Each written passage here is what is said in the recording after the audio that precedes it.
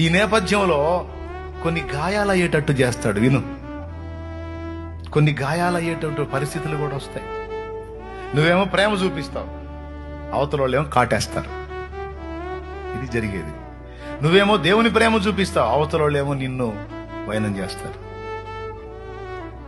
నువ్వేమో దేవుని ప్రేమ చూపిస్తావు, అవతల వాళ్ళు నీ మీద వెళ్ళి విషం కక్కుతూ ఉంటారు, దుష్ప్రచారాలు చేస్తూ ఉంటారు. నువ్వేమో ప్రేమ చూపిస్తావు, అవతల వాళ్ళు నీ మీద, నీ ప్రేమ పొందిన వాళ్ళు చండాలంగా ప్రచారం చేస్తుంటారు నీ మీద. అది నీ చెవులకు వచ్చినప్పుడు గుండె గాయమైపోయింది.